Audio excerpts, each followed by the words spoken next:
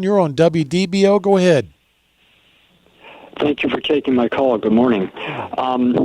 My mother passed away, and her house has to go through probate, and the potential beneficiaries want to know if the house could be sold before the probate is over to sell it sooner. Okay. And John, other than her home, what other assets did she have?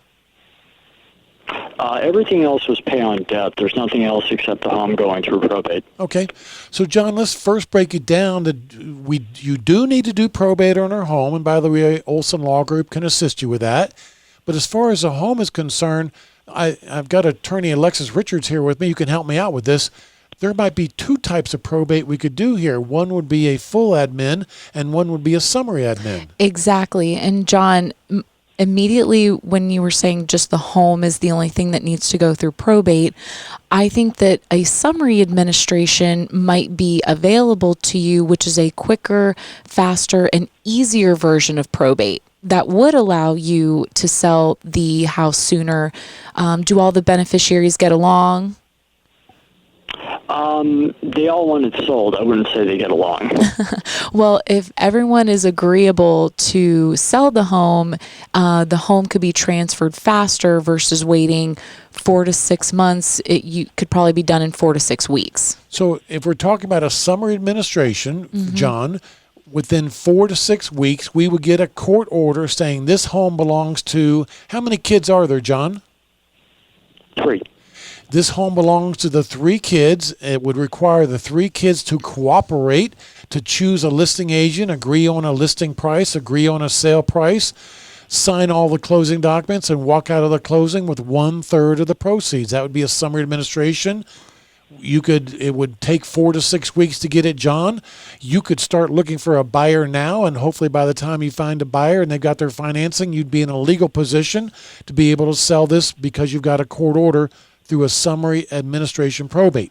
Now, I was going to say the title company typically is what requires the order. Exactly. To satisfy title, that's what gives you the ability to sell. Yeah, can't do it until you've got that court order. Now, if we don't do a summary administration, John, if we have to do a full administration, Alexis, typical full administration takes 4 months. Longer. 6 months. 6 Yeah. months, so let's say 6 months.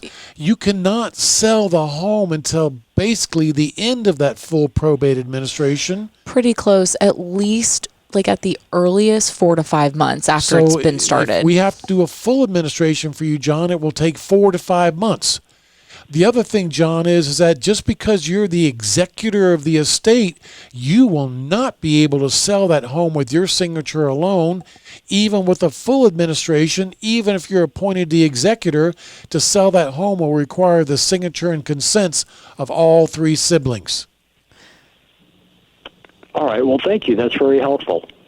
You're very welcome, John. I know it gets a little bit into the technicality and the weeds, John, but here at the Olsen Law Group, and particularly Alexis Richards, she'd be pleased to assist you with that. If you want to call next week, we'd be happy to help you with that. Absolutely. Thank you, John. Thank you very much. Yeah. Alexis, we do a lot of probates, and in those probates, the home ends up into the name of, in John's case, 3 kids. Mm-hmm. We do a lot of estate planning where we help people to avoid probate. And in the same situation, mom or dad passes away, the home ends up in the name of 3 kids. Mm-hmm. Either way, it requires a cooperation of the 3 kids to get together, choose a listing agent, agree on a listing price, agree on a final sales price, show up at the closing, sign all the closing documents, and they all walk out with 3 separate checks. And you know what? One thing that's kind of interesting, and I always defer to you too, is one thing that I don't know as much about that I'm trying to learn is the responsibilities of when you're owning a home with multiple people and dividing up expenses and those kinds of things. Yeah, well, that's part of the cooperation, because if this John's mom's home is not going to get sold for 2 to 6 months down the road, and in that period of time, somebody's got to pay the mortgage, taxes, insurance, mow the yard, electric, etc.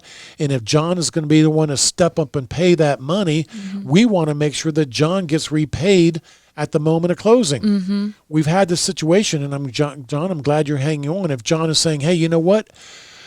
For the next 3 months, I'm going to be the one to do this, and it's $3,000 a month for taxes, maintenance, insurance, electric, and mowing the yard. So I'm going to fork out $9,000 of my own money to keep this house afloat while we get this probate done and find a buyer.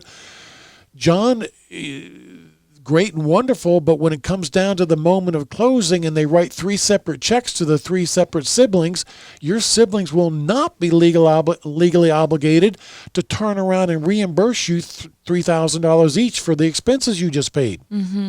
So, John, if you're going to go into this thing saying, okay, for the next 3 months, I'm going to pay $3,000 a month in carrying costs in mom's home, I'm going to say, John, before you make that financial commitment, we should get a written consent from your 2 siblings that says that at the moment of closing, that title company is given permission to back out of your siblings' share of the net proceeds, $3,000 each, to reimburse John for the money he's forked out to carry mom's home during this period of time. Does that make sense? It does make sense. Because I hope the listeners are understanding what I'm telling people, because the home, there's no, when it comes to selling the home, the homestead where somebody lived in, there is no choice other than all the siblings have to agree from start to finish, and the net proceeds are equally divided between all the siblings. Exactly. They are not obligated to use that money to pay creditors, doctors, hospitals, credit cards. Absolutely. And they are not obligated to reimburse John for the money he's forked out for the last few months on the carrying costs of mom's home. That's why it's important to have the cooperation, because it just makes things simpler and easier for everybody. You would hope that John's siblings would do the right thing, but we've seen it before where they said, no, forget it. I'm taking my money and I'm out of here. So homestead can be a very technical part of the actual probate. We're talking about the home they live in. When it comes to rental property, vacation home, vacant land, commercial property, it's completely different. Speaking of that,